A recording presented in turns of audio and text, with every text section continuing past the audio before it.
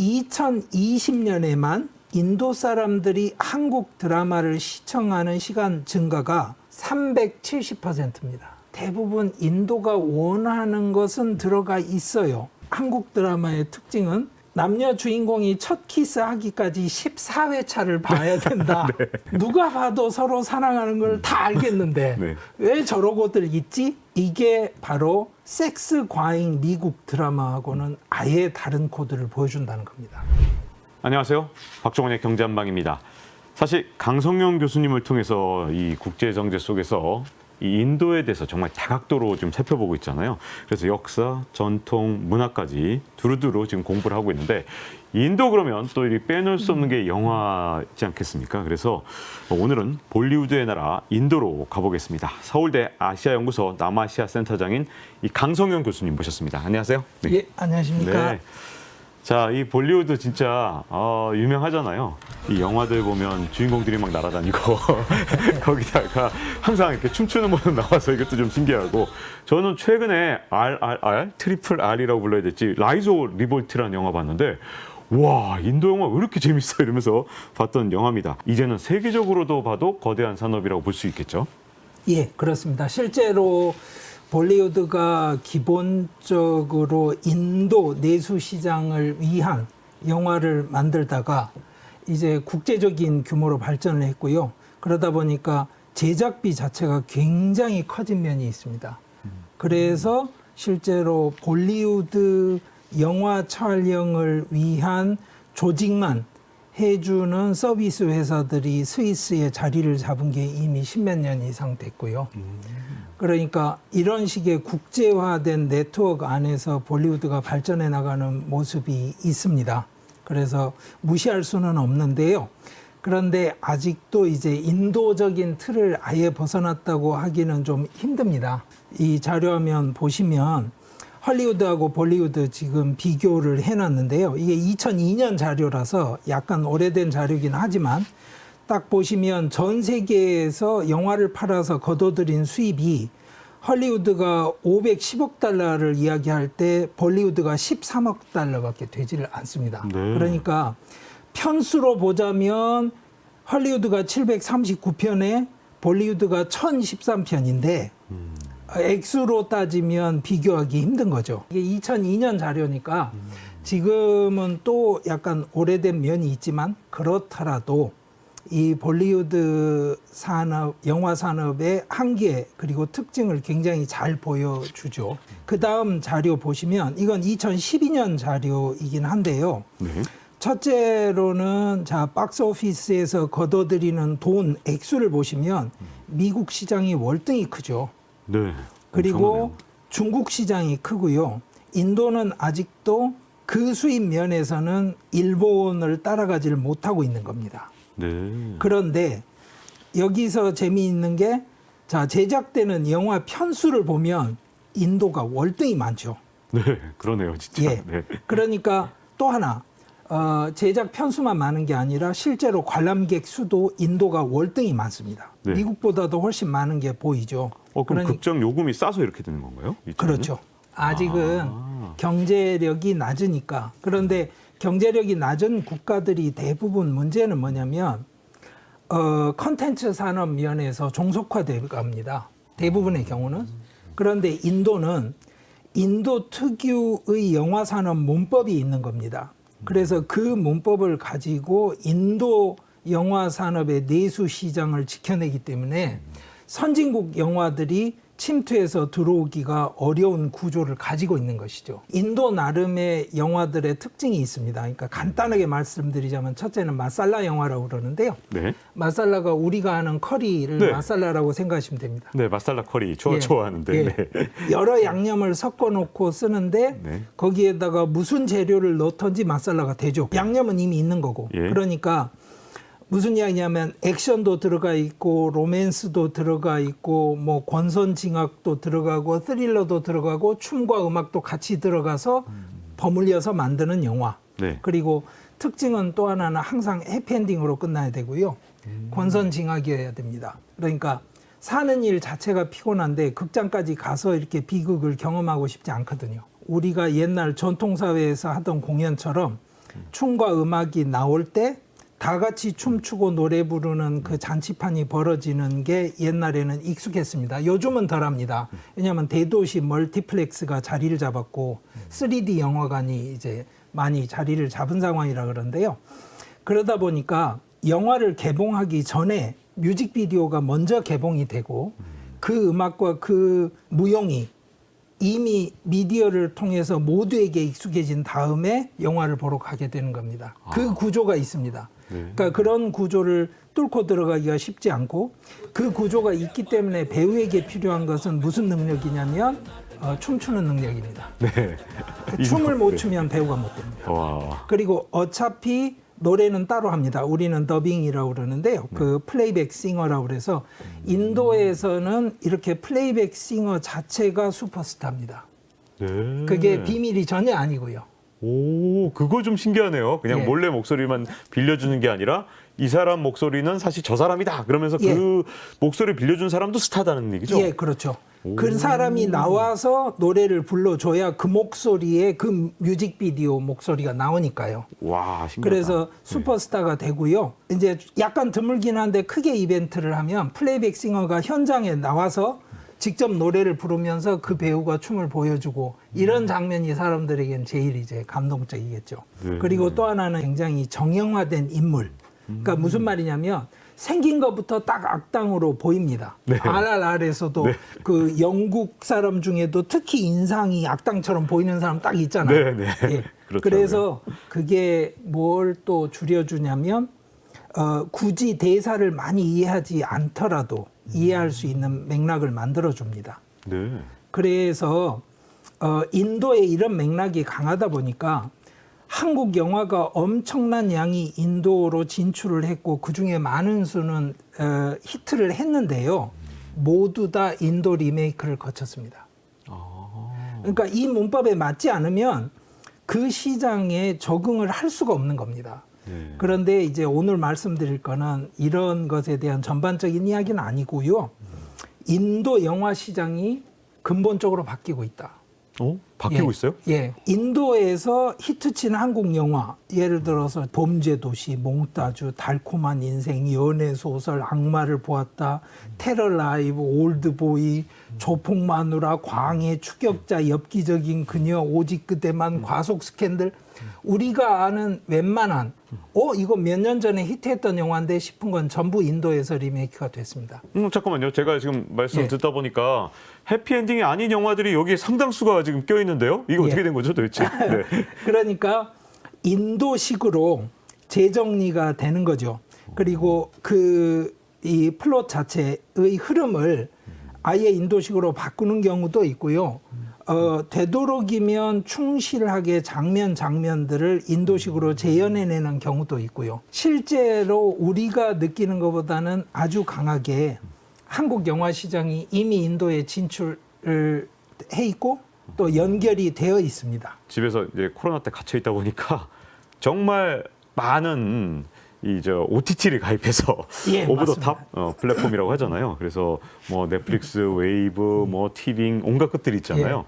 이걸로 이제 영화를 접하기 시작했는데 인도가 과연 어떻게 변하고 있는지가 좀 궁금해지고요. 그리고 인도는 예전 같으면 춤을 일단 한번 예. 춰줘야 되는데 이게 안 되면 집에서 볼 때 심심할 것 같은 생각도 좀 들거든요. 네. 지금 기자님 말씀하신 그대로 OTT 서비스가 등장하면서 지금 인도 영화 산업이 통째로 바뀌어가고 있습니다. 거기에 직격탄을 맞은 것은 한마디로 말해서 단관 극장, 싱글 스크린이라고 우리가 부르는 것들인데요. 한국에서도 단관 극장들이 전통의 영화관들이 다 사라졌지 않습니까? 2010년부터 19년 사이에만 지금 단관 극장 수가 10,000개에서 7,000개 이하로 떨어졌다라는 지금 통계치가 있습니다. OTT가 나오는 상황에서 또 하나는 코로나 충격이 온 거죠. 그래서 개별 단관 극장들이 아무것도 안 했냐? 그건 아닙니다. 살기 위해서 별의별 짓을 다 해봤어요. 에로 영화만 특화해서 트는 단관 극장을 만들어 보기도 하고 아니면 미국 영화만 더빙을 해서 틀어보기도 하고 아니면 지역 언어로 된 영화만 트는 뭐 여러 가지 시도를 했었는데 거의 모두 실패했습니다. 성공한 사례가 거의 없고요. 또 하나는 인도인들이 전반적으로 취향의 변화를 겪고 있는 거죠.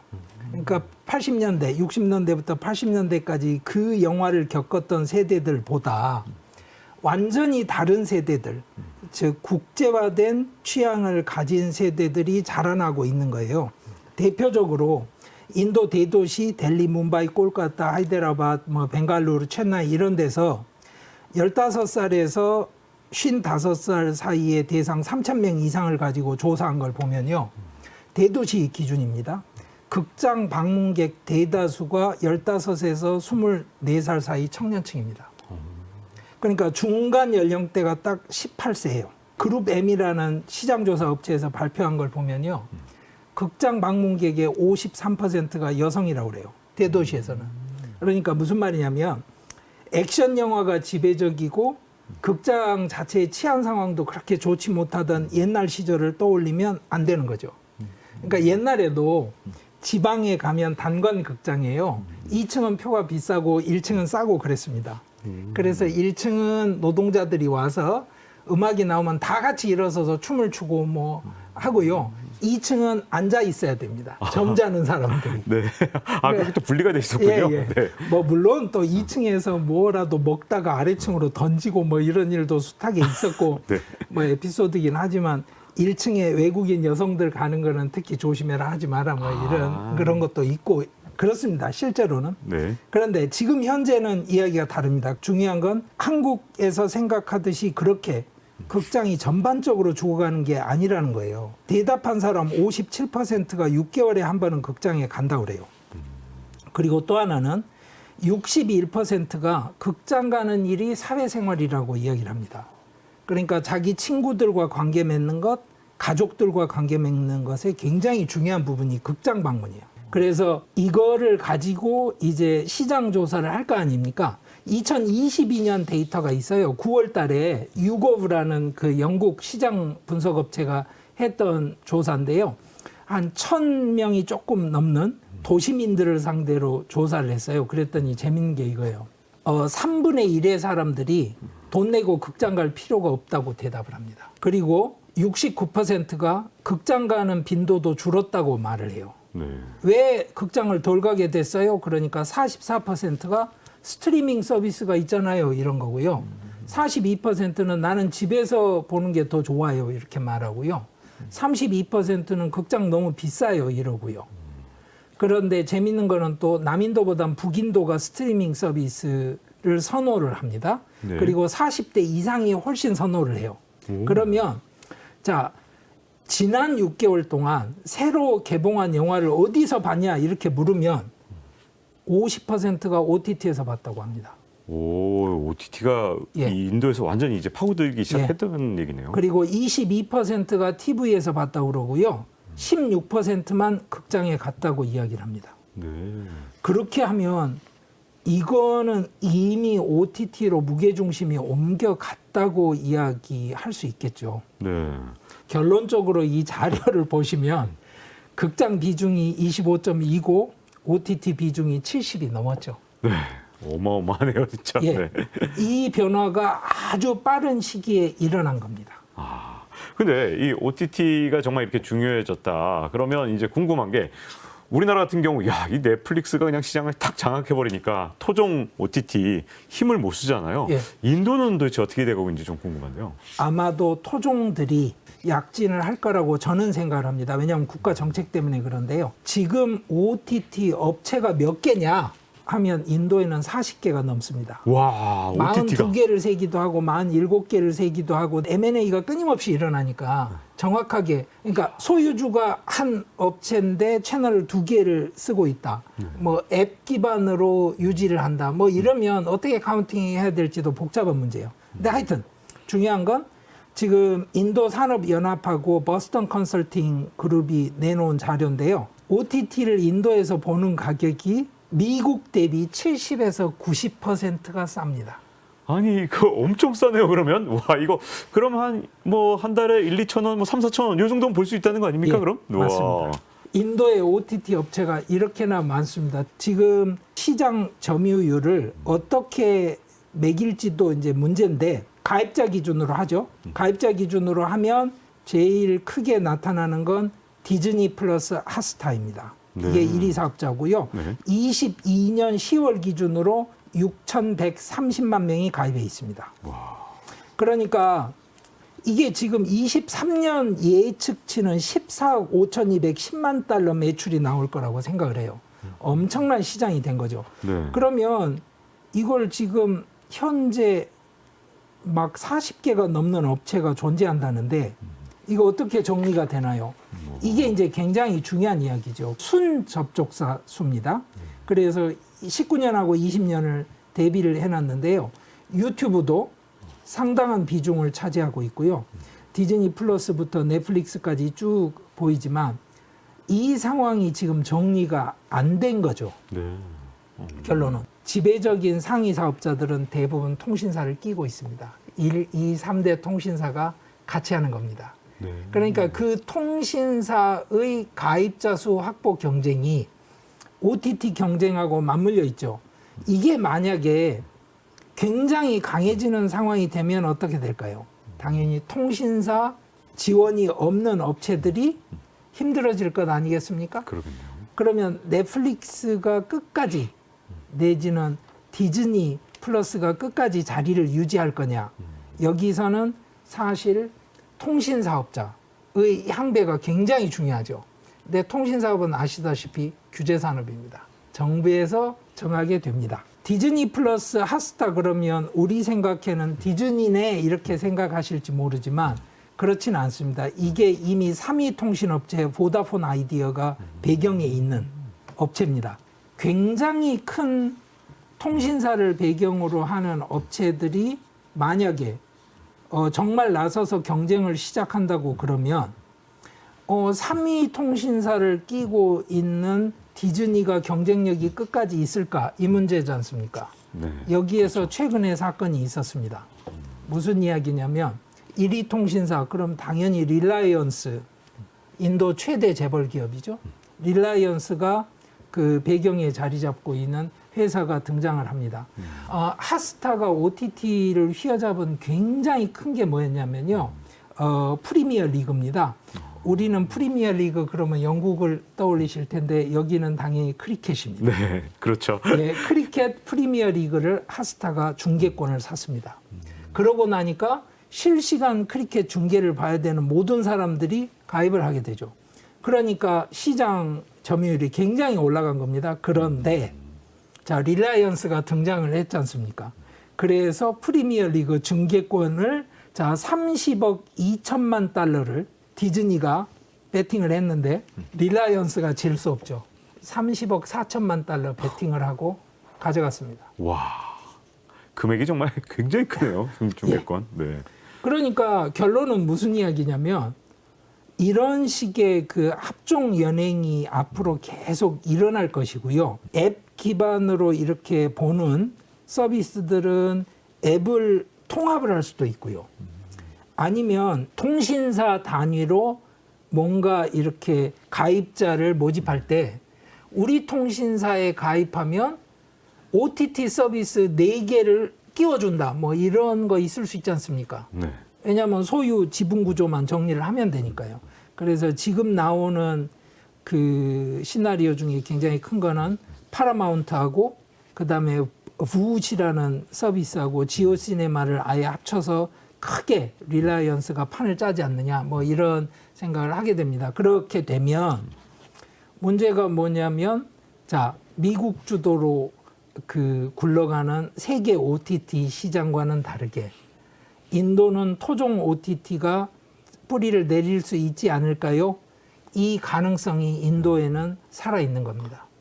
그리고 인도 사람들이 지금까지 인도 콘텐츠를 그 소비하는 방식에서의 독특한 그 취향이 살아있는 한 이런 방식의 그 간접적인 국가의 지원을 등에 업은 토종업체들의 경쟁력이 충분히 확보될 수 있을 거라고 생각을 합니다. 이렇게 OTT 시장이 인도에서 뿌리를 내리고 이렇게 빠른 속도로 확대해 나갈 거라고는 사실 저는 이제 우리나라 한국 어떤 컨텐츠 산업도 이 OTT 확산하고 연결돼서 뭔가 기회가 있을 건가 어떻게 보시는지 궁금한데요. 저는 기회는 있을 거라고 생각을 합니다. 왜 그러냐면 이제 소위 말해서 자본주의화된 국제적 소비 패턴에 인도인들이 적응을 하기 시작한 단계거든요.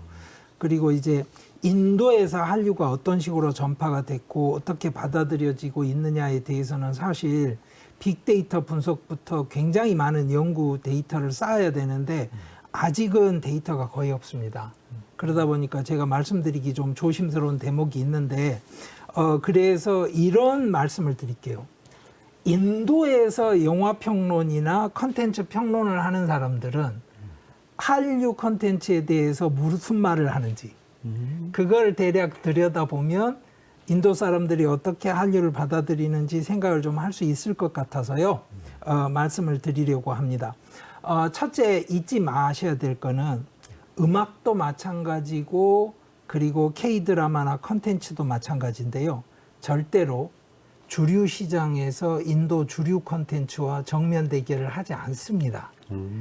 그렇기 때문에 한류가 확산이 되고 이게 사랑을 받는 겁니다. 그러니까 모든 사람이 하드락 팬은 아니더라도 하드락을 좋아하는 사람이 한국에 있고 그리고 그런 사람들이 있다는 걸 누구나 알고 그 사람들이 그거 좋아하는 것에 제가 시비를 걸지 않습니다. 그런데 예를 들어서 갑자기 KBS에서 하는 모든 음악 방송이 하드락 방송만 한다. 이거는 어렵죠. 네. 이야기가 다르죠. 예, 그런 겁니다. 그래서 너무 그 대결적으로 보시면 안 되고요. 그게 첫째고.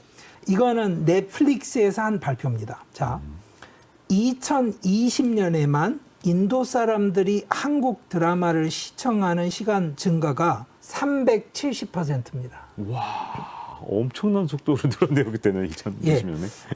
코로나 국면하고도 뭔가 맞물려 있을 거라고 생각을 하고 여러 가지 뭐 추정은 가능합니다만 제가 뭐 여기서 단언드리기는 쉽지 않고요. 말씀드린 것처럼 인도 사람들은 왜 한류 드라마가 이렇게 인기가 있다고 생각하는지 살펴보면 첫째로 누구나 지적을 하는 게 탄탄한 스토리입니다. 그러니까 볼리우드 영화들이 가진 단순한 전개 그리고 권선징악의 셋업 이런 구도를 벗어나는 이 스토리인데 재미있는 건 대부분 인도가 원하는 것은 들어가 있어요. 액션 비중이 높은 드라마에도 반드시 로맨스가 들어가 있고요. 그 주인공들의 사랑이 이루어질 거라는 거는 누구나 알아요. 그런데 그 이루어지는 과정의 역경을 만들어내는 전환과 어떤 반전, 스토리들을 타이트하게 만들어내는 것에 대한 능력이 한류 콘텐츠가 탁월하다. 그 다음에 드는 이야기는 이런 겁니다. 로맨스 드라마를 보면 한국 드라마의 특징은 남녀 주인공이 첫 키스하기까지 14회차를 봐야 된다. 네. 그렇죠. 14회차 가야죠. 예. 네. 그 소위 말해서 밀당이라고 하죠. 네. 그 밀당의 그 극단을 보여준다는 거죠. 네. 누가 봐도 서로 사랑하는 걸 다 알겠는데 네. 왜 저러고들 있지? 이게 바로 섹스 과잉 미국 드라마하고는 아예 다른 코드를 보여준다는 겁니다. 소위 말해서 청불이라고 부르죠. 청소년 관람 불가. 청불을 받으면 이거는 흥행에 실패합니다. 왜? 가족 단위 관람객이 안 오니까요. 그러니까 한국 드라마와 한국 영화는 이 청불에 걸리지 않는 구조 안에서 이야기를 풀어가는 기막힌 그 스토리를 만들어내는 능력이 있다는 거예요. 그 구조 안에 보면 결국은 가족주의의 틀을 벗어나지 않는다는 거예요. 그러니까 최악의 악당이 같은 가족이지만 결국은 가족 간에 화해를 하거나 그 악당을 제외한 가족 전체가 다시 화합을 하거나 가족 단위가 유지되는 방식으로 정리가 된다는 거고 그 이야기 사이사이에 들어가 있는 굉장히 많은 커뮤니케이션의 코드는 상하관계 커뮤니케이션을 한다는 거예요. 이게 다른 게 뭐냐면 아직도 인도는 도시화가 본격적으로 진행되는 사회입니다. 그렇다면 도시로 이주해간 인도의 많은 사람들이 미국식 개인주의, 그러니까 뭐 프렌즈라거나 섹스 앤 더 시티 뭐 이런 걸 갖고 정서적인 공감대를 만든다는 건 기대하기 어렵다는 거죠. 그러면서 재미있는 지적이 있었는데요. 사랑의 불시착을 가지고 인도 평론가가 글을 적었는데 70년간 휴전 상태를 못 벗어난 남북은 현재도 전쟁 상황인데 드라마 안에서는 모든 일을 다 해결을 해냈다. 그런데 그러네요. 인도는 지금 70년 지났는데 파키스탄의 관계를 드라마 안에서도 해결을 못했다.